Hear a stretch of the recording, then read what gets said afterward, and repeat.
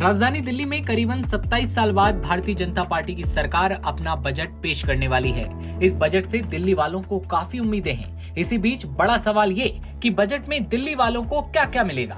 बता दें कि बजट सत्र हंगामेदार रहने के आसार हैं, क्योंकि सत्तारूढ़ बीजेपी और विपक्षी आम आदमी पार्टी डीटीसी पर सीएजी रिपोर्ट और महिला समृद्धि योजना को लेकर एक दूसरे पर भयंकर हमलावर रहने वाले हैं।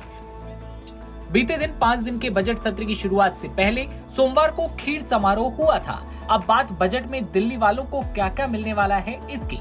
दिल्ली की पिछली आम आदमी पार्टी सरकार के कार्यकाल में दिल्ली वालों को 200 यूनिट तक फ्री बिजली का प्रावधान किया गया था। इसके अलावा दिल्ली के लोगों को हर महीने 20,000 लीटर पानी प्रति परिवार के हिसाब से फ्री मिलता रहा है। ऐसे में लोगों को उम्मीद है कि भारतीय जनता पार्टी की सरकार कम से कम इस योजना को आगे लागू रखेगी। हालांकि चुनाव के समय भी बीजेपी ने इन योजनाओं को जारी रखने की बात कही थी और इस बजट में सरकार की वित्तीय प्राथमिकताओं और साल के लिए विकास एजेंडे की रूपरेखा की बात होगी। बजट में दिल्ली के नागरिकों को प्राथमिकता दी जाएगी। इस बजट को लेकर करीब 10,000 लोगों ने सुझाव दिए हैं, जिसके आधार पर ये बजट तैयार किया गया है। बजरंग बली भली करेंगे, दिल्ली का भला होगा, दिल्ली का विकास होगा, राम राज्य आएगा।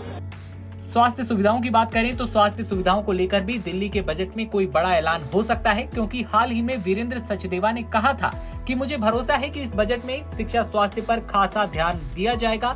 ये जनता के सुझावों पर आधारित बजट होगा। साथ ही बीजेपी भ्रष्टाचार के मुद्दे पर आम आदमी पार्टी को घेरेगी। शहर में 10 साल के शासन के दौरान डीटीसी के कामकाज पर नियंत्रक और सीएजी की रिपोर्ट पर उससे जवाब मांगेंगे।